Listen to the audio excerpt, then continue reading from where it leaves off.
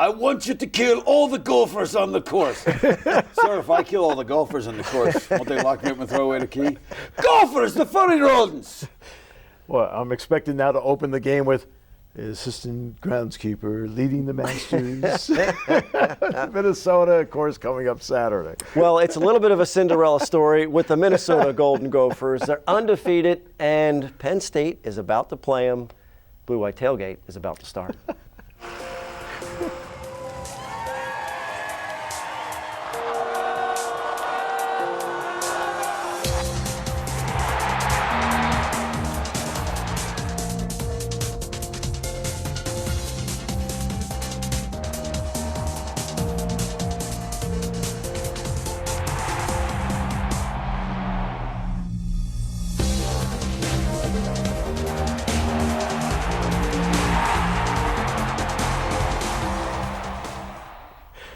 All right, welcome to Blue White Tailgate. We join, of course, Jay Paterno and Todd Sadowski, Josh Sperber, and yes, Andrew Callista will make a reappearance. You just can't get rid of certain people. All right, so let's get to it. The pregame update brought to you by our good friends at PSECU. Josh Sperber on hand. Josh, what do you got? 3 Nittany Lions were named as semifinalists for some of the top college football awards in the country. KJ Hamler was named as a Maxwell Award semifinalist, given to the nation's top offensive player. And on the defensive side of the ball, both Yetur Gross-Matos and Micah Parsons were named as semifinalists for the Bednarik Award for the nation's top defensive player. Micah Parsons was also named as a semifinalist for the Butkus Award for America's top linebacker. Quick note before the game against Minnesota, Antonio Shelton will miss the game against the Golden Gophers because of his unsportsmanlike conduct at the end of Michigan State. The first college football playoff rankings of the year are out, and for the first time, Penn State is in the initial top 4. LSU and Alabama join them at 2 and 3, and Big Ten foe Ohio State is the first top-ranked team. Well, let's face it, in the beginning of the season, guys, Minnesota was a game on the schedule. Now it's taken on a completely different feel to it because both teams at this point are 8-0. We now turn to the head of the golf course. I'm assistant greenskeeper. No. We made the speech as though he runs the golf course. That's right. No, but I think obviously Minnesota has built week by week, become a much better football team than I think anybody expected early in the year. And they'll find out how good they are on Saturday afternoon. It's funny how that schedule shapes up. Earlier in the year, you thought, well, there's really, where are you going to get your tough competition, your big wins from, except for the traditional game. And lo and behold, here comes Minnesota. 8-0, they run through their schedule. Now, they have not been truly tested. They've only got one win against a team with a winning record. So this is a big test for them, as well as for Penn State to go on the road. And what should be an interesting environment. Biggest game in Minnesota, college football in 50 years. Yeah, no question about that. Okay, let's get to grappling with Goldie. Let's take a look at that, what they've done to this point. There's the series history to this point. It's that last meeting, which was a line in the sand meeting for Penn State. Penn State was 2-2 going into this. And they were looking to get something done. So let's go to the highlights back in 2016 at Beaver Stadium. And Penn State trying to get into overtime. Big pass catch there by Chris Godwin. Here's the 37-yard run by Trace McSorley to set up the Tyler Davis field goal to send this game into overtime. Penn State had been losing most of this game, and then in overtime, give it to 26. He didn't have his biggest game that day, but this was the biggest. He was a pretty good back. Who was that guy? Saquon Barkley. Yes, I believe that was his name. And Steve, the touchdown to Irv Charles early in that game, or in the third quarter of that game with 10 minutes to go, there's a lot of people that point to that touchdown as the turning point of the 2016 season. And some of them had left the game already, including some stagnant offense. The guys had not done much, and then that pass, which Irv Charles wasn't even really looking for. No, he wasn't looking for it. At the beginning, turned around, caught it, and broke a tackle and ran the distance with it. Well, in this particular edition, Journey Brown says Penn State has to play its game. Just do our game execution. They're going to put in a good game plan for us for the week, and just for us to go out there and just do what we do, which is run the ball, pass the ball, do whatever we need to do to win. It's going to be a scrap. If it's a scrap, it's a scrap. We'll get down and dirty. Now, that'll be one of our keys to the game getting later. This is a team you got to play with the lead. You cannot. Minnesota has led at halftime of all 8 games. Well, their mode is to control the tempo of the game, and if you let them do that, it's going to be a long day Saturday. Yeah, here's the big number: 34-43. What's that number? That's Minnesota's average time of possession this season. We'll break it down more after this.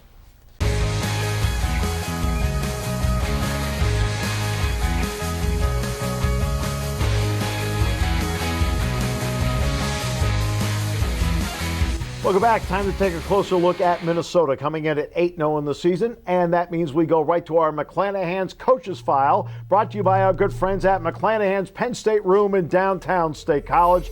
PJ Fleck's done a heck of a job in his career. First of all, he took Western Michigan to an undefeated regular season. They lost in the Cotton Bowl to Wisconsin that year, and now he's gone to Minnesota in his 3rd year. He's got them playing the way he wants them to play. Look, the guy's got a lot of energy. He can recruit. They're obviously coaching up these players. I mean, he's getting people to come to Minnesota that you would not previously have seen. The talent level is definitely going up for the Golden Gophers. Best start since 1941, but remember, they won the national championship in 1960. But since then, Minnesota's always been one of those teams that could be good but never great. They feel this is their opportunity of being great. That starts up front, Jay, with that offensive line. And it is a big, big group, and we'll talk about the specific numbers of how big they are when we get to the film room. And they're not only they're big, they move pretty well, and in their scheme, they're matched well with what they want to do. Again, we'll talk about that in the film room. And let's reference something from earlier in the year. They won some close games, came from behind late, even though they led every game at halftime. And James Franklin says this is a team that's getting better. Look at them as a program started out the year with some games against the Jackrabbits and against the boys from Fresno and found ways to get wins. And as the years got on, like good programs do and like good coaches do, they just got better. They just keep getting better. And it really helped them get Rodney Smith back for a 6th year at running back. Yeah, this is a guy who's the workhorse. 60% of the carries goes to this guy. And, I wanted to mention something you mentioned, or talk about something you mentioned, Steve, about them got some early wins and squeaked out some wins. Yeah. That has not been the case lately with teams that get better. And so they haven't played fantastic competition, but these aren't close games they're playing. I mean, they handled Nebraska 34-7. They took care of Illinois, who beat Wisconsin, so that's probably their best win. And then, of course, everybody blows out Maryland and Rutgers. Right. But they are handling their business. They have not been in a close game in a month. Do you know what? There's one common thread in their last 5 Big Ten wins. They've played nothing but backup quarterbacks. A lot of people don't know that. Sindelar started, got knocked out in the first quarter.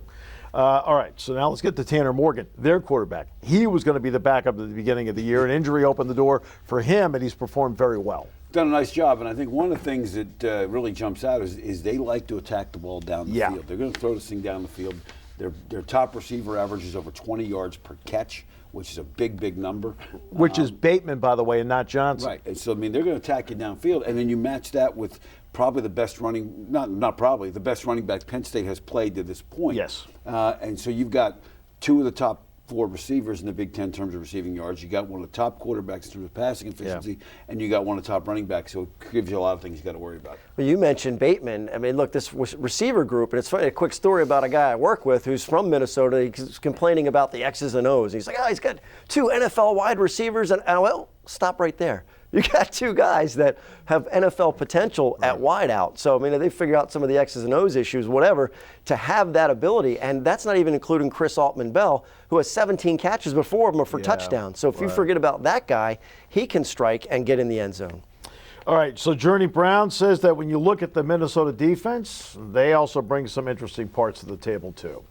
They're athletic. They fly around the ball hawks, and they're going to pose a good challenge for us, and we're ready for that challenge. Sean, KJ, Pat, Jahan, all those guys that are receiver. I'm not going to name all of them, but we're all ready. Even the running backs, we take pride in going against good competition like this. I felt the 2 biggest elements that came into play for P.J. Fleck is Rodney Smith was able to get back for the additional year, and Antoine Winfield got off suspension and stayed with the program. Winfield's a really good player. Really good player, and we're going to see if clip or two of him making some hits when we get to the film in the film room. He comes from great stock. His father was a phenomenal football player at Ohio State in the mid-'90s as well. 5 interceptions for Winfield. What, Steve, you mentioned they have only 11 as a team, and this guy's got 5 of them. So not only can he ball hawk and figure out where the ball is going, but he can catch it if it comes anywhere near him. Yeah, Williamson's another good defensive back. They're a little different. They play a 4-2-5, so they play 5 defensive backs. The guy off the edge that you have to watch is 45 Carter Coughlin. Yeah, and he's a hybrid. And, he drops, he rushes, he's done some things. He had 9.5 sacks last year for him. If he can get to Clifford, it could be a long afternoon for us. It's going to be interesting. Both teams have bye weeks entering this. All right, so let's see what you talked about, the Minnesota pass game. Morgan had the 21-22 against Purdue, was phenomenal. He's only 55% since. He hasn't made a lot of mistakes, only thrown 2 interceptions in those games. Coming up, we'll talk with Todd Blackledge of ABC ESPN to break this game down as we continue with more Blue White Tailgate after this.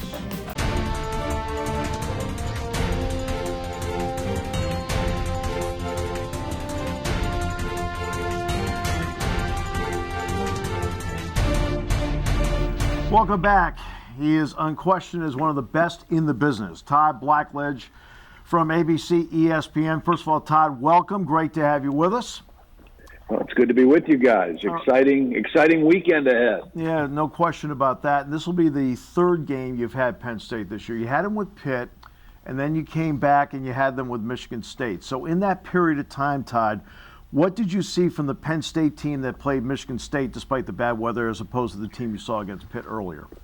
Yeah, actually, this is my 4th time because I also had them at Iowa also. So I've seen them a lot, probably more than any team in college football personally this year. And, I just have seen a team that has done a lot of the little things. Defensively, they've just been solid all the way through. At times, offensively, they've had some moments of inconsistency, but they've not done things that get them beat. They've taken care of the football. Only 7 turnovers the whole season. They've been efficient. I think Sean Clifford, for a first-year starting quarterback, has been very efficient.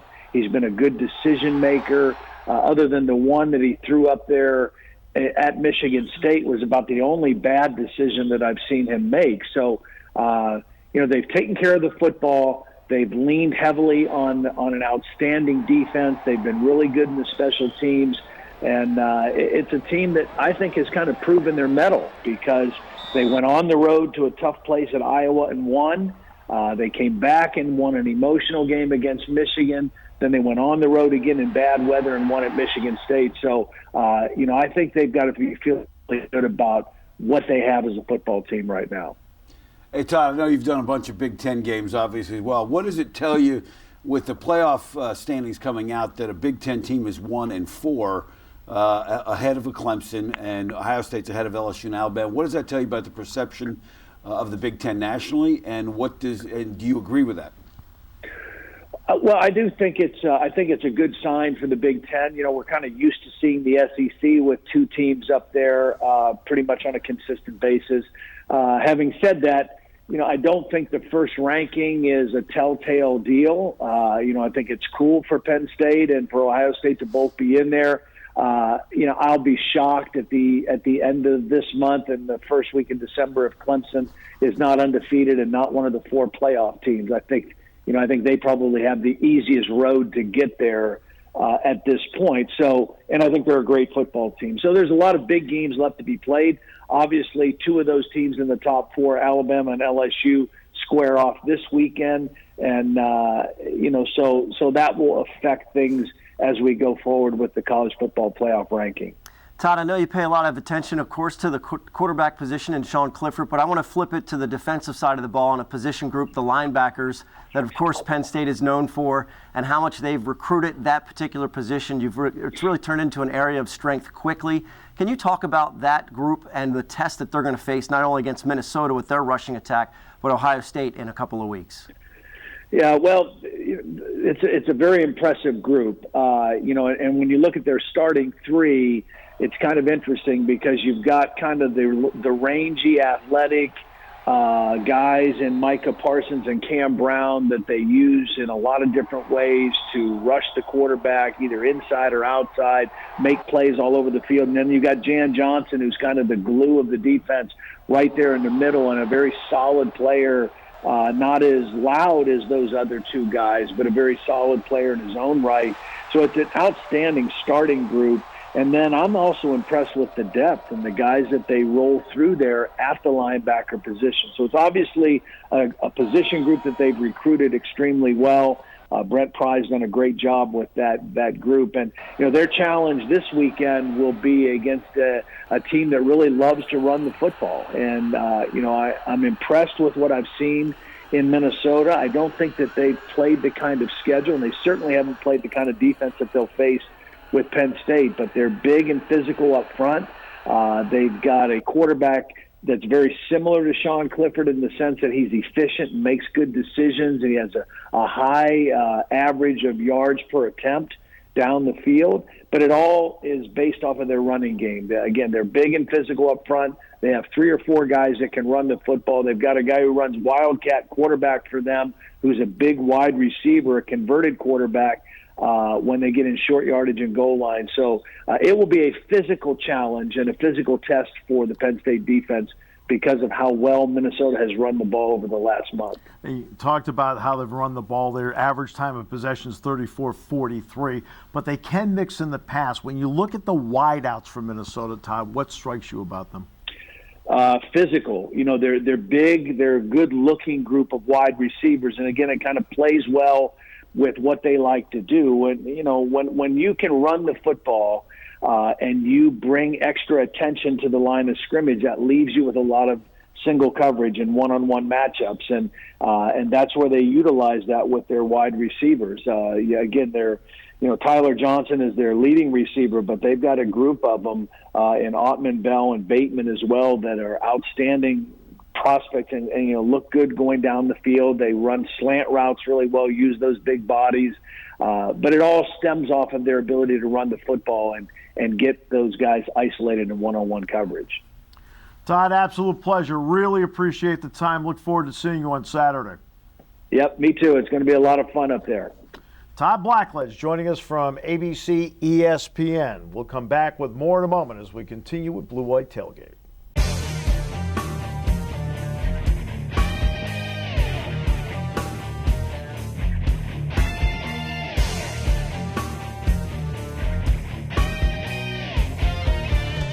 Welcome back. It is a game, guys, that has a lot of very intriguing matchups.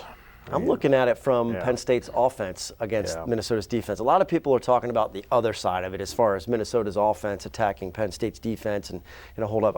I just think that Penn State's offense is going to have opportunities to score. What's interesting is that now we have to go into this little segment. You keep demanding green M&Ms. Have you noticed? Tail of tape in green on here as a tribute to you. Presented by our good friends at GoPSURV.com. Here's your tail of the tape and the breakdown between the two. Look, Minnesota's racking up points. Jay, the balance impresses you. The 200 and 200. You're over 200 yards rushing game, 200 yards passing. That's hard to do, but it's indicative of their approach, and they're gonna mix things in, throw the ball down the field, but they're gonna try and wear you down. And the thing that these teams can frustrate you is your offense sometimes is standing on the field for 6 and 7 minute drives. And when you want to score a lot of points, you get you get on the field, then you start to press. Well, we see the tail of the tape all the time. We never see that. No. 200 Right. and 200. You hardly ever see that. Right. And this is after 8 games. I mean, sometimes the numbers are skewed after 3 or 4. This is after 2/3 of the regular season. And this is like, in a lot of ways, the basketball team that takes the shot clock down to 5 and then shoots. The other team gets the ball. Okay, let's go. Let's get down the field. A little more patience here. All right, so one of the key players going in for Penn State, and there are several key players. Jayson Oweh is coming off a week where he was one of the Big Ten Freshmen of the Week in the victory over Michigan State. He had 2 strip sacks in the game, and Josh Sperber takes a closer look at number 28. Jayson Oweh came into the season with high expectations after a strong summer. He came into last week's game against Michigan State with just 7 tackles and 2 sacks. Oweh proceeded to double his sack total against the Michigan State Spartans, but his teammates believe that he hasn't scratched the surface of his scary amount of potential. Jayson's been someone, he's a freak athlete. He comes in and on the situations he does and creates a lot of pressure for the quarterbacks, even if he doesn't get there every time. I think he's exceeded in his role this season. Oweh was clocked at a 4.3 40-yard dash this offseason and is listed at 255 pounds. Adding that speed and size to his 6'5" frame creates a player with a lot of athleticism and who complements the rest of the strong Penn State D-line very well. He's going to bring great competition, speed, strength, just like the other Wild Dogs do. And that's a very tight-knit group right there, so they're going to do what they got to do. With all the hype around him, it's easy to forget that Oweh is only a redshirt freshman. And while his stats aren't eye-popping coming off of the bench, 4 of his 10 tackles this season have gone for a loss, including the 2 strip sacks against Michigan State 2 weeks ago. Oweh has shown the ability to step up and make big plays when needed. With Penn State down a starter at the defensive line against Minnesota, he may be called upon to do just that and unleash the freak athlete that he is. And Antonio Shelton, of course, is out of this game for Penn State with the 1-game suspension, which then throws the onus onto somebody who's in the same class with Jayson Oweh, and that's P.J. Mustipher. Yeah, absolutely. And look, they're going to have some run stuffing going on. We keep talking about this plotting offense, 4 yards, 4 yards, 4 yards, and go from there. What probably is going to be critical is speed rushes on the ends, right, with Shaka Toney, Jayson Oweh and company, and then holding down the fort in the middle, Jay. You got to hold down the fort. It's a big group, and yes, no question about it. And that's really going to be, we'll get to the keys of the game later, but that's my key, is going to be how well they handled Minnesota's run game. Also, let's flip to the other side. Minnesota hasn't seen this kind of speed on defense. I haven't watched the tapes. There's nobody that you see has this kind of speed. No question, but one of the best ways to neutralize sideline to sideline speed is north and south, and they're going to be a north and south team. And they do some nice things with misdirection, which also neutralizes some of that over-aggressive speed. So again, it's going to be a chess match. It's going to be a lot of fun to watch. And if they're running the ball, that means they can play action, pass it, and Yetur Gross-Matos knows they have to contain Tanner Morgan. He does a great job making people miss, extending plays, and I think that doing that, like eliminating that from their game is going to be crucial. No question. And he also works and operates really well, Todd, in that pocket, that 3 to 5 foot area. Morgan operates well. He's not a good runner, but he operates well in the pocket. Well, I mean, it's kind of indicative of maybe what Shea Patterson did with Michigan as far as being able to move around there. Patterson probably a little bit more speed, a little bit more of a dangerous runner, but when Penn State was rushing Shea Patterson, you thought they were going to get home, and then all of a sudden he made a little slide, he made a little move, and that gave him a little bit of time to go and get rid of the ball. 50% on third down. Awesome. A lot of third 1, 2s, and 3s, though, because they do such a good job in first and second down. No question. But, I looked at them against some of the tape we looked at. There's some 3rd and 9s where they throw a run in there, and they'll do things that break those tendencies.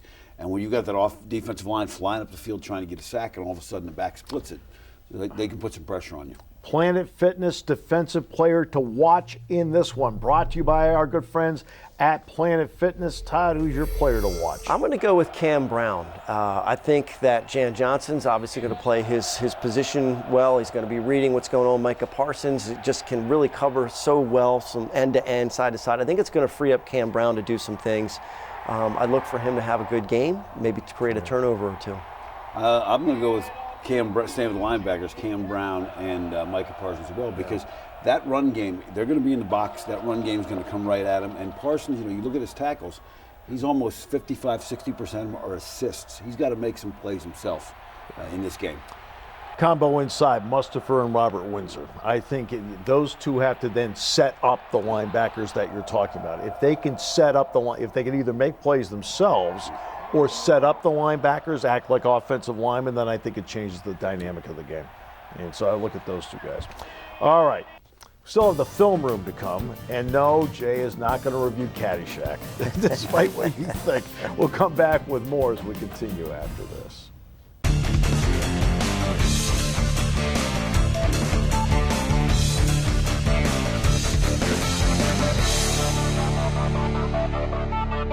And we welcome everybody back. All right, plenty to come in this segment of the show. Penn State, big plays early in the season. Jay still getting big plays, but they're doing a better job of sustaining longer drives. Yeah, they are. And I think the biggest thing is going to be, can they do it all 4 quarters? Because I think you've seen the last several games. Is this a script offense? And what I mean by that is they're scripting very well early in the game, and then there's a fall off for 2-3 quarters where they're, and it's been a pattern. They've got to break that pattern Saturday. Yeah, they've been able to score in a variety of ways, whether it's sustaining the drives or big plays, but their possessions are going to be reduced by Minnesota, and so you have to be more efficient with your drives. Well, we've looked at the first 8 games of the season, and when we did, we picked out this as our drive of the first 2/3 of the regular season, and that is this drive against Michigan. It's a 6-play, 75-yard drive. Our Bobby Rahal drive of the opening 2 months of the year, brought to you by Bobby Rahal Honda in State College. So Sean Clifford gets things rolling by getting it to the sideline against that Michigan defense to Journey Brown.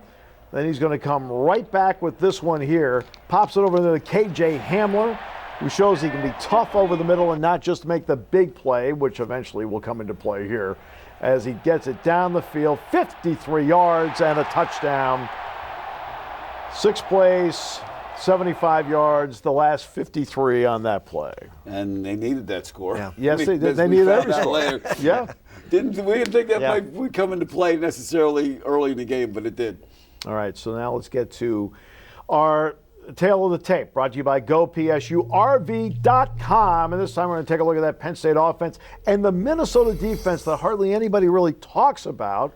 But the Minnesota defense, guys, has played very well this year. Not awesome and incredible, but they played Giving well. up 7 points about in the last couple in the last couple of games. You know, they gave up 7 to Nebraska, 7 I think to Illinois. I mean, that's basically what they've been dealing with. And as you mentioned, Steve, the time of possession helps. The defense, as you minimize those possessions, they're not on the field quite as much, a little bit fresher, and they don't have to hold the guys quite as long. Yeah, they're on the field 25-17 a game. Yeah. And they've done a nice job against the run all year. That's Yeah. the one thing that really jumps out at you. I mean, when you look at their rankings in the pass against pass defense, they're among the national leaders. But the run game's been, the way they've defended the run's been overlooked. What kind of efficiency does Sean Clifford need to play with in a game like this?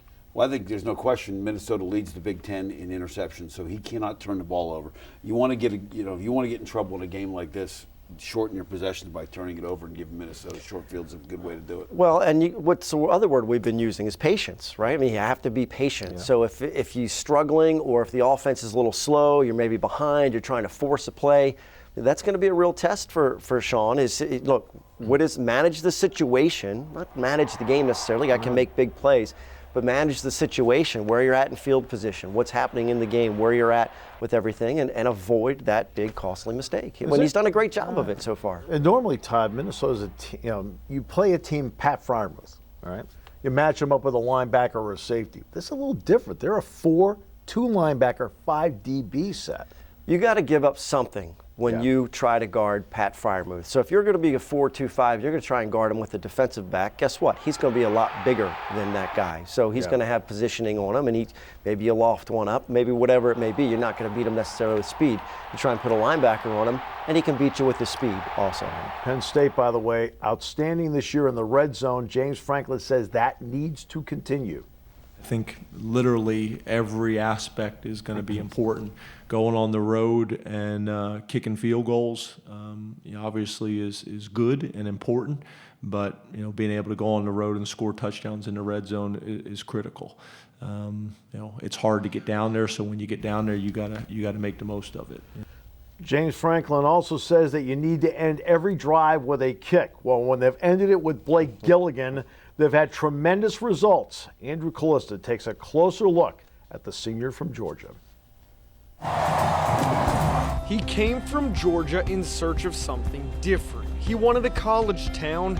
He addressed people as sir because that's how he was raised.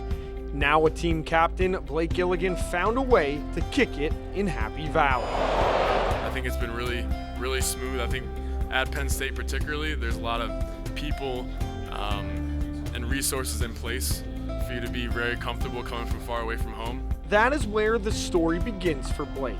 Smyrna, Georgia. The son of Taryn and Walt Gilligan, twin brother to Northwestern snapper Tyler, and it's a story he doesn't forget. Just spent their time trying to make me and my brother successful.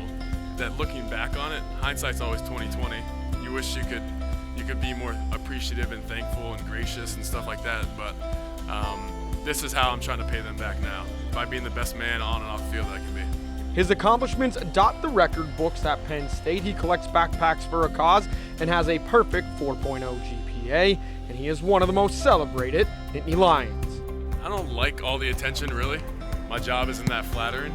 I punt when our offense screws up. So I don't really love to play that much in a game. I like to get like 2 or 3 kicks in just to keep my leg loose. He always seems to be on the casually cool side in a big game. And that has nothing to do with his haircut, but rather a letter from his grandma. My grandma was a huge part of my life growing up. She never got the chance to watch me play in college. She sent this a couple days before she passed, kind of her last words to me. You and your love are etched in my heart along with a smile on the card, and they will be for as long as I live and beyond. I love you so much and will be with you always, Grams. Really emotional for me whenever I read this. Kind of get choked up every single time. After all, that kind of motivates me and reminds me that my family's there for me and with me, because everything I do is for my family.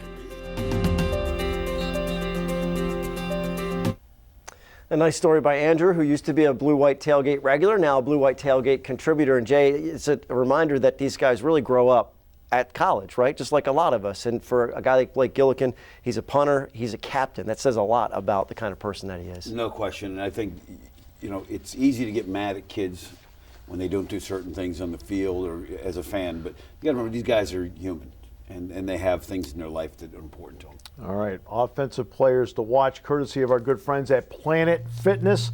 So, which offensive players do we need to watch, Todd? The running backs out of the backfield in the passing game. I think that can exploit that matchup.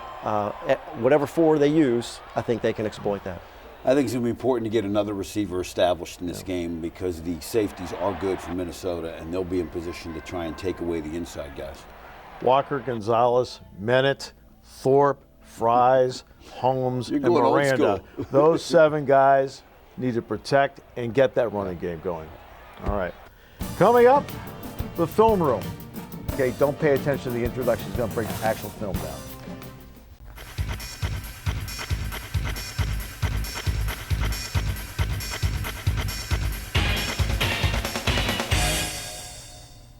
We're back on the Blue White Tailgate. It is time for the film room. It is brought to you by Beer Bellies Beverage. And we're going to discuss Minnesota's offensive line. There's not enough room here on the set to fit those guys here, and they're used to consuming things, Jay. They may have consumed a few Beer Bellies beverages. Possibly. Possibly. This is a massive group of human beings. Let's take a look at the first graphic we got. 32 feet, 7 inches tall, 1,700 pounds. And I put Groundhog Day because Gophers are just glorified groundhogs. 6'6" is the average height, 340. And when you turn to the animal world, that's the equivalent of a Clydesdale, or 6.5 baby elephants, or 850 big gophers. But let's talk about that offensive line and look at what they do in their run game. As we mentioned, these will be the best group of running backs Penn State has played all year so far.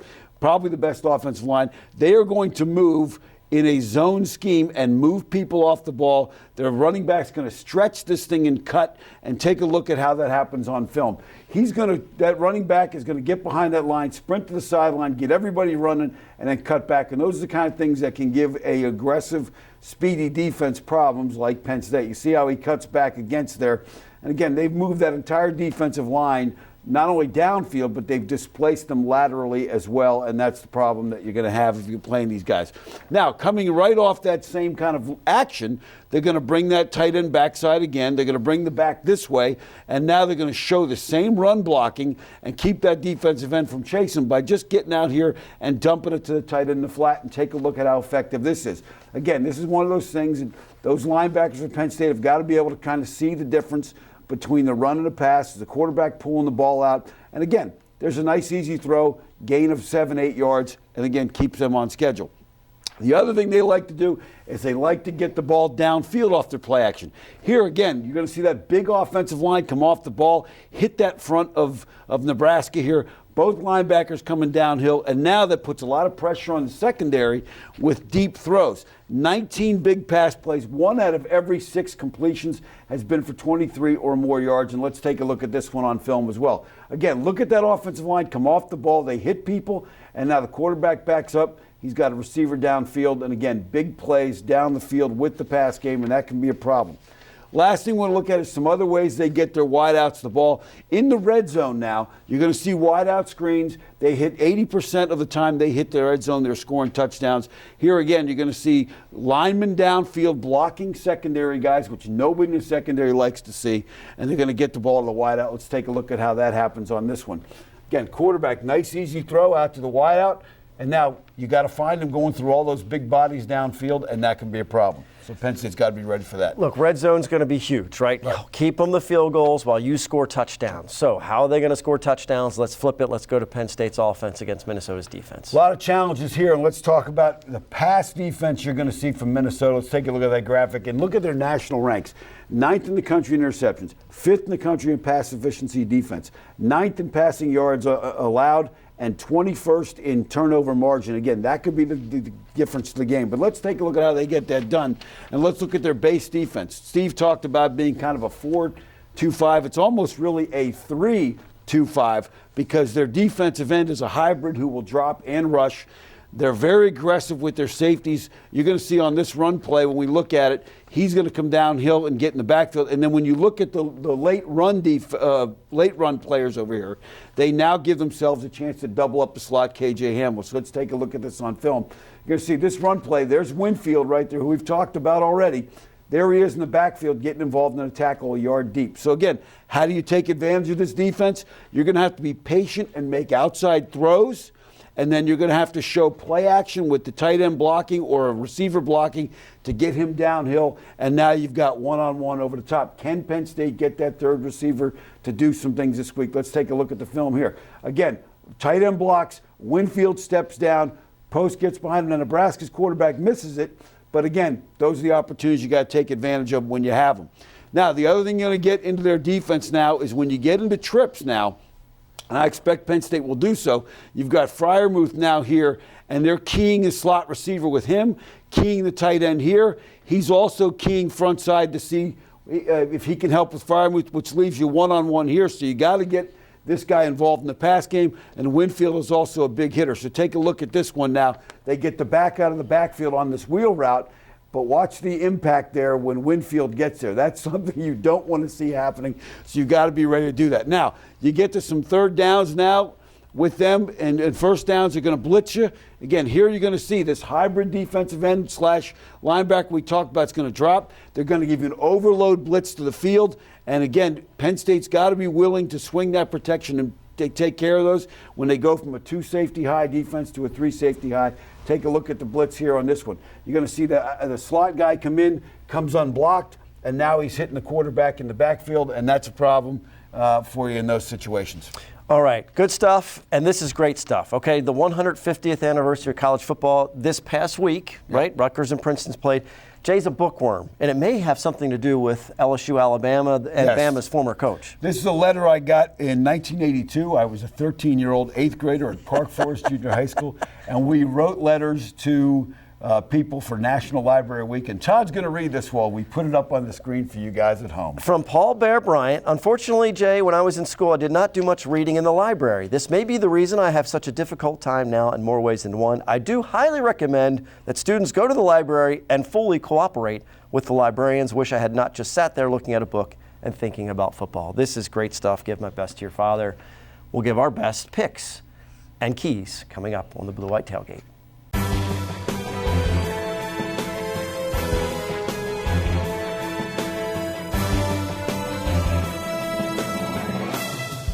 And we welcome everyone back. All right, so let's get to it. It's that time of the year. There's already coaching movement out there. Willie Taggart, after less than 2 years, is out. So a name that's going to surface, and it's happened before, is James Franklin, and he was asked about it and addressed it on Tuesday. I've also heard PJ's name mentioned for a bunch, so you guys could spend a lot of time calling him and talking to him about it in their program. But we love it here. Really enjoy coaching these guys and don't really see that changing anytime soon. But looking forward to playing Minnesota. Yeah, and PJ Fleck, by the way, a 7-year contract extension through 2026. It's a thing. It's now become the nature of the game, unfortunately. Well, with the early signing period, everybody wants to get their guy in place by November so they can get a recruiting class signed in December. And the reality is Franklin his contract, when he extended it 2 years ago, his buyout's only $1 million, so he's going to be an attractive nuisance for a lot of people. Hello, if your coach is not wanted by other programs, he's not doing his job at the current program. Right. So they're gonna, if the name's gonna surface out there, because he's doing a really, really good job where he's currently at, and he's winning, and other programs want a piece of it. Willie Taggart's buyout, by the way, Florida State was $17 million. Okay. Let's get to the good, the bad, and the ugly.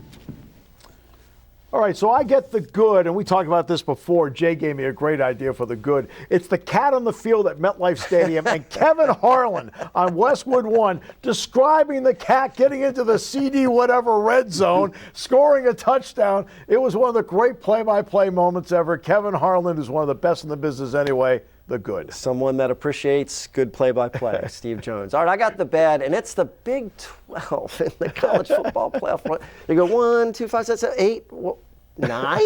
Oklahoma. It's not even their undefeated team in Baylor, who's down at 12. They got some work to do in the CFP, do the Big 12. Well, I've got the ugly, and I'm going to read for the ugly because I'm going back to fans heckling players. This is 150 years ago this week is when college football started. On a cold wind skittered across College Field that frosty November 6th in 1869, it failed to chill the enthusiasm of the 50 assorted Rutgers and Princeton students, however, who had come together for a special occasion. No less eager were 100 curious onlookers watching from their buckboards or precarious perches on a frail wood fence surrounding the field. A crotchety old Rutgers professor pedaled up to the scene on his bicycle. After a moment of viewing the proceedings, he brandished his umbrella and stalked away shouting, "You men will come to no Christian end." So from the very first game, fans were heckling players. And that's my ugly. It hasn't improved either. All right, time now for our picks brought to you by our great friends at the Center Daily Times. All right, let's go back into the Wayback Machine for these pictures. There we are. Yeah. Why is Todd still? You haven't changed. All right. I get Wake Forest, Virginia Tech. Virginia Tech played a heck of a game against Notre Dame. Heck of a game.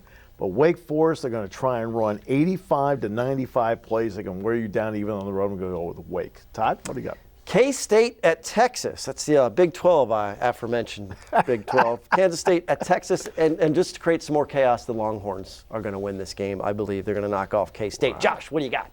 Wisconsin has shut out the last two teams they've played in Camp Randall Stadium. The last time Iowa played a ranked team on the road, Nate Stanley threw for 3 interceptions, and the Hawkeye offense was shut out. I don't know how much better they're going to fare against the top-ranked defense in the country. I think Wisconsin's going to win their second-ranked matchup of the season. Speaking of ranked matchups, Jay, 1 versus 2, who you got? Oh, they're playing this week, Alabama. I hadn't noticed. I hadn't heard that on Paul Feinbaum's show this week. I got LSU at Alabama. You know, there's going to be some questions about how effective Alabama can be at the quarterback position based on injury and the whole 9 yards.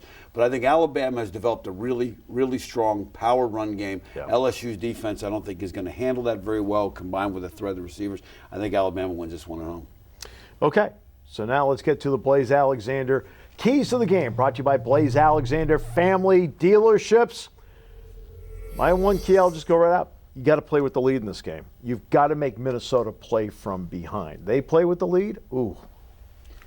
I'm going to go with keeping Minnesota's offense off schedule. This is an offense that's going to run the ball, try and hold it, and if you can keep them from getting to 2nd and 6 and 3rd and 1, that's going to be the key to the game. I'm going explosive plays. They have the better roster. They have the better overall team, faster. They need to come up and get some explosive plays and get past that secondary and score on some big ones. All right, so all set. Penn State and Minnesota coming up at the bank at noon on Saturday. Thanks for joining us. Great to have you with us.